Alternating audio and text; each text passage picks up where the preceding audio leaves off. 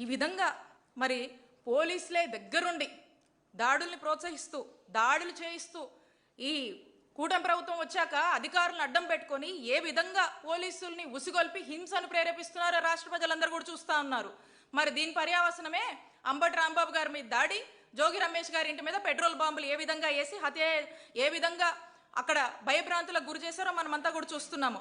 కాబట్టి మాజీ మంత్రులుగా ఉన్నా కూడా ప్రతిపక్ష నాయకుల ఇళ్లపై ఈ విధంగా మరి దాడి చేయిస్తున్నారంటే ఒక్కసారి ఈ రాష్ట్రాన్ని చంద్రబాబు నాయుడు గారు ఏం చేయదలుచుకున్నారో ప్రజలందరూ కూడా ఆలోచించాల్సినటువంటి అవసరం ఉంది. సూటిగా ప్రశ్నిస్తున్నాను నేను చంద్రబాబు నాయుడు గారిని, అసలు ఈ గొడవ కారణం ఏంటండి?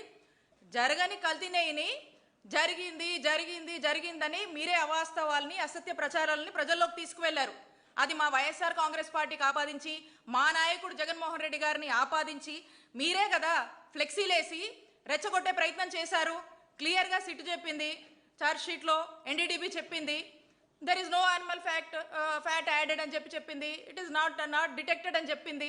అయినా కూడా మీరే రెచ్చగొట్టి మీరే ఫ్లెక్సీలేసి ఈ గొడవకంతా ఈ రభసకంతా కారణం మీరే కదా. క్లియర్గా మీరు చేస్తూ మళ్ళీ దీన్ని డైవర్ట్ చేస్తూ అంటే క్లియర్గా ఎక్కడ కూడా వీళ్ళంతా మేము ఈ కూటమి ప్రభుత్వాన్ని నిలదీస్తున్నాం కాబట్టి ఎంబటే ప్రతిపక్ష నాయకుల ఇళ్లపైన దాడులు చేయాలి, అవసరమైతే పెట్రోల్ బాంబులు వేయాలి, ఇళ్లల్లో ఉన్న మహిళల్ని టార్గెట్ చేయాలి, కేసులు పెట్టాలి. డైవర్షన్ పాలిటిక్స్ ఇదే కదా మీరు ఎంచుకున్నారు. ఎందుకంటే మీరు డిఫేమ్ అవుతున్నారు. ఈ తిరుపతి లడ్డు నెయ్యి వ్యవహారం, కల్తీ నెయ్యి వ్యవహారంలో కూటమి ప్రభుత్వం డిఫేమ్ అవుతుంది. కాబట్టి దీని డైవర్షన్ కోసం ఈ దాడులకు ఈ హింసలకు పాల్పడుతూ ఉన్నారు. మీరు మొన్న మహిళల్ని టార్గెట్ చేశారు. అక్కడ రాంబాబు గారి ఇంట్లో వాళ్ళ లేడీస్ అందరినీ కూడా టార్గెట్ చేస్తున్నారు. ఈరోజు మనకు స్పష్టంగా అర్థమవుతుంది. చంద్రబాబు నాయుడు గారు మళ్ళీ మాట్లాడతారు ఏమనంటే, ఎక్కడా కూడా మహిళలను అగౌరవించినా, మహిళల మీద అసభ్య పోస్టులు పెట్టినా, మహిళలకు సంబంధించి ఏ ఇబ్బంది వచ్చినా నేను సహించను, తక్షణమే కేసులు పెడతాం, అది ఇదని చెప్పి ఉపన్యాసాలు ఇస్తూ ఉంటారు కదా. మరి ఇవన్నీ కూడా గడప కూడా దాటవు మీరు చెప్పినవన్నీ కూడా. అలా మాటలకి మీ మీడియాలో రాసుకోవడానికి పరిమితం తప్పితే ఇవేమీ కూడా చేతల్లో సాధ్యమయ్యేటివి కావు. ఎందుకంటే మీరే మహిళల్ని టార్గెట్ చేస్తారు. మళ్ళీ మీరేదో మహిళలకు చేసేస్తున్నట్టు, మహిళా పక్షపాతిలాగా మహిళల గురించి తెగ ఆలోచిస్తున్నట్టు, మహిళకి ఏ ఇబ్బంది వచ్చినా మీరేదో తెగ చేస్తున్నట్టు మళ్ళీ మీరే బిల్డప్ ఇస్తారు. కాబట్టి ఇక్కడ నేనున్నాను, ఒక బీసీ మహిళను నా మీద పలుసార్లు దాడి చేశారు. ఈ విషయంలో కూడా నేను గుడికి వెళ్తే నా మీద కేసు కట్టారు. మరి దీనికి మీరేం సమాధానం చెప్తారు? అసభ్యంగా సోషల్ మీడియాలో నంబర్ ఆఫ్ పోస్టులు పెట్టి వేధిస్తూ ఉన్నారు. మా పరిస్థితి ఇలా ఉంటే రాష్ట్రంలోని సామాన్య మహిళల పరిస్థితులు ఏంటండి? సమాధానం చెప్పండి చంద్రబాబు నాయుడు గారు. దీనికి ఏముండదు. ఇవన్నీ చూస్తుంటే అసలు రాష్ట్రంలో ఆటవిక పాలన నడుస్తుందా అనిపిస్తుంది. లా అండ్ ఆర్డర్ ఉందా అని ప్రతి సామాన్యుడు ప్రశ్నించేటువంటి పరిస్థితి ఈరోజు నెలకొంది. There is no democracy, no Indian constitution, no law and order. ఇది మన రాష్ట్ర పరిస్థితి. జంగల్ రాజుగా మారింది ఈరోజు మన రాష్ట్రం. ఈ విధంగా 20 నెలలుగా మనం చూస్తూ ఉన్నాము. కంటిన్యూస్గా ఇదే తంతు. ఏమంటే రెడ్ బుక్, లోకేష్ గారు red book implementation, red book agenda, red book policy, red book governance రాష్ట్రంలో యథేచ్ఛగా కూడా ఇదే నడిపిస్తూ ఉన్నారు. అందుకే మన ఆంధ్రప్రదేశ్ రాష్ట్రంలో అంబేద్కర్ గారు రాసినటువంటి రాజ్యాంగం ఎటో పోయిందండి. దానికి తూట్లు పొడిచేశారు. ఈ ఐపీసీ అంటే ఏమైంది తెలుసా? మన రాష్ట్రంలో ఐపీసీ అంటే ఈ ఐపీసీని ఏదైతే ఉందో దాన్ని లోకేష్ పెనల్ కోడ్గా మార్చారు. ఈ బిఎన్ఎస్ని బాబు న్యాయ సంహితగా మార్చారు ఆంధ్రప్రదేశ్ రాష్ట్రంలో. మరి ఈ విధంగా రెడ్ బుక్తో గందరగోళం చేసి రాష్ట్ర ప్రజల్ని భయభ్రాంతులకు గురి చేస్తున్నటువంటి పరిస్థితులు మనం చూస్తూ ఉన్నాము. వాస్తవంగా ప్రతిపక్షం అంటే ఏంటండి? ప్రజల పక్షం. మీ చేతగానితనాన్ని, మీ తప్పుల్ని, మీ లోపాలని ప్రతిపక్షంగా మాట్లాడే హక్కు ప్రతిపక్ష నాయకులకు ఉంది. మేము ప్రశ్నిస్తాం, మేము ప్రజల పక్షాన పోరాడతాం. ఏ వర్గానికి అన్యాయం జరిగినా వైఎస్ఆర్ కాంగ్రెస్ పార్టీ వాళ్ళకు మద్దతుగా నిలబడుతుంది. మీరు చేస్తున్న తప్పులు తప్పని అంటుంది. మీరు ప్రజల కోసము ప్రజలకు మంచి పాలన ఇవ్వాలని చెప్పేసి మేము కోరుకుంటాం. అది జరగనప్పుడు మేము ప్రశ్నిస్తాం మిమ్మల్ని. మరి ఈరోజు అలాంటి పరిస్థితి వస్తే గొంతెత్తి మాట్లాడితే దాడులు చేస్తున్నారు, హత్యాయత్నాలు చేస్తున్నారు, గూండాయిజం చేస్తున్నారు, రౌడీయిజం చేస్తూ ఉన్నారు, భయపెడుతున్నారు. అయినా కూడా ఎవ్వరూ భయపడం ఇక్కడ. ఎందుకంటే ఈ రాష్ట్రం ఏమీ మీ జాగీర్ కాదు. సంతోషంగా ఉండాలనుకున్నాం. మా నాయకుడు పదే పదే ఏం చెప్పాడండి, అందరికీ సంక్షేమ పథకాలు ఇవ్వమన్నాడు. నేను ఎక్కడ పోయినా ఎవరికన్నా ఏదైనా అందట్లేదని చెప్పినా కూడా ఇమీడియట్గా ఆ డిస్ట్రిక్ట్ అడ్మినిస్ట్రేషన్ కాల్ఫర్ చేసి ఈ పథకం ఇవ్వండి అవి చేయండి అని ఇలా వెళ్ళాం మేము. అసలు ఇవన్నీ లేవు. ఈరోజు ఆశ్చర్యం వేస్తుంది. ఈరోజు ప్రతిపక్ష పార్టీగా మేము గొంతెత్తితే 5 కేసులు, అక్రమ కేసులు, అరెస్టులు, దాడులు, హత్యాయత్నాలు. ఇది రాష్ట్రంలో ఉన్నటువంటి పరిస్థితి. అందుకే బీహార్ కన్నా మించిపోయింది మన రాష్ట్రం.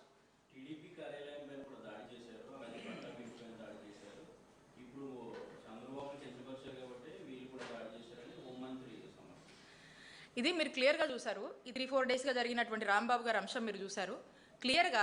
అక్కడ ఆ మహిళలు అక్కడ ఉన్నటువంటి కర్రలతో రాడ్లతో అతన్ని దాడి చేయాలని అతని కారు మీదకి వస్తూ ఆ మహిళలు కూడా కారు మీద ఏ విధంగా కొట్టి తన్ని ఇష్టం వచ్చినట్టుగా దుర్భాషలు ఆడుతుంటే ఇక ఆ టైంలో ఆవేశంలో తను మాట్లాడానని రాంబాబు గారు స్పష్టంగా వచ్చి ప్రెస్ మీట్ పెట్టి నేను ఉద్దేశపూర్వకంగా మాట్లాడలేదు. ఎందుకంటే రాంబాబు గారు రెగ్యులర్గా మాట్లాడుతుంటారు, అందరికీ తెలుసు. ఆయన రెగ్యులర్గా కరెంట్ పాలిటిక్స్ మీద రెగ్యులర్గా ఏదో ఒకటి మాట్లాడుతూ ఉంటారు. ఆయన ఎప్పుడు కూడా అలాంటి నేచర్ కాదైంది.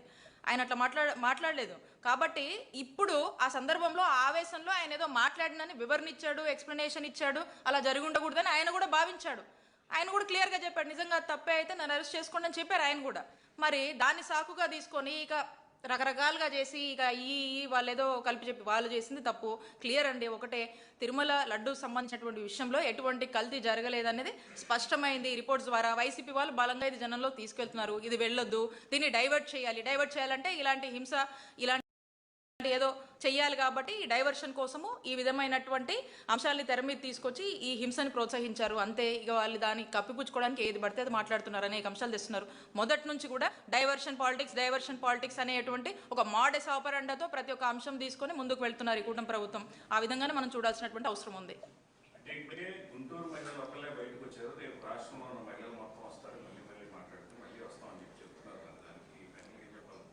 అదే అన్న, ఇప్పుడు మనం చూస్తూ ఉన్నాము గుంటూరు మహిళలు ఆ ఎమ్మెల్యే గారు ఏ విధంగా మాట్లాడారో.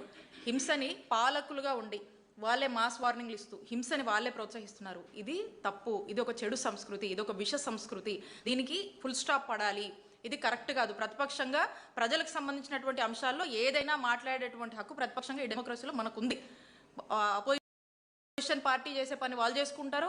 యాజ్ అ పబ్లిక్ రిప్రజెంటేటివ్స్ వాళ్ళు చేసే చట్టాలు వాళ్ళు చేసుకుంటూ వాళ్ళు ప్రజలకు మంచి అడ్మినిస్ట్రేషన్ ఇవ్వాల్సినటువంటి బాధ్యత వాళ్ళకు ఉంది.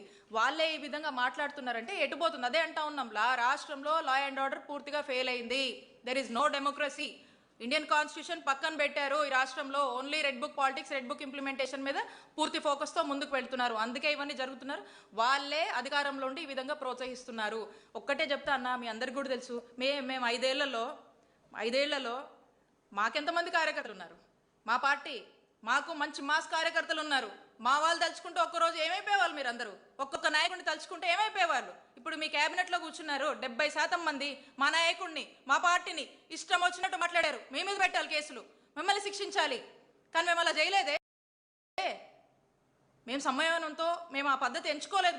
మేము ప్రశాంతంగా మంచి చేయాలి, మంచి గవర్నెన్స్ ఇవ్వాలి అని మా నాయకుడు దృష్టి పెట్టాడు.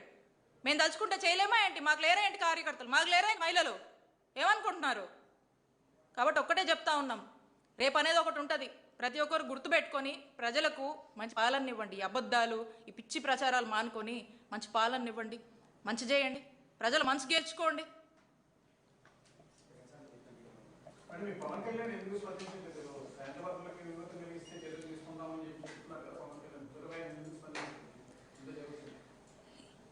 ఇప్పుడు వాళ్ళు డిఫెన్స్లో పడ్డారు కదండి. డిఫెన్స్లో పడ్డారు కాబట్టి ఇక ఆయన ఏం మాట్లాడతలేదు. మాకు కూడా తెలియదు, మేము కూడా చూస్తా ఉన్నాం ఎందుకు మాట్లాడలేదు. ఆయన ఏదన్నా మా మీదకి అసలు ప్రచారాలు చేయాలన్నా, ప్రజల్ని రెచ్చగొట్టాలంటే ఆ టైంకి వస్తారు, మాట్లాడతారు. నిన్న కూడా ఎవరో చెప్తా ఉన్నా, నిన్న కూడా చూసాము. మరి ఆ మీటింగ్లో లడ్డు వ్యవహారంలో అందరూ వైసీపీ వాళ్ళు చాలా స్పీడ్గా ఈ వాస్తవాన్ని ప్రజల్లోకి తీసుకువెళ్తున్నారు. నాకే పట్టిందా, మీ ఎవరికి పట్టలేదా, మీ ఎవరు మాట్లాడలేదని ఏదో అలిగి వెళ్ళిపోయారని వింటా ఉన్నాం. మేము కూడా, మీ దృష్టి కూడా వచ్చి ఉంటుంది. దాన్ని బట్టే అర్థమవుతుంది మరి ఆయన ఇలాంటి సందర్భాల్లో మరి ఎందుకు మాట్లాడలేదో ఏంటో. కాబట్టి అతను ఏమో మా మీద బురద జల్లాలంటే ముందు పెట్టారు. ఇలాంటి డిఫెన్స్లో పడ్డారు కాబట్టి ఇంత హింస ఇదంతా నడుస్తుంది కదా కానీ అని చూస్తూ ఉన్నారు ఆయన కూడా. ఈరోజు పవన్ కళ్యాణ్ గారు ట్వీట్ చేశారు. ఆ ట్వీట్లో ఏంటంటే మద్యం రేటు ఎక్కువగా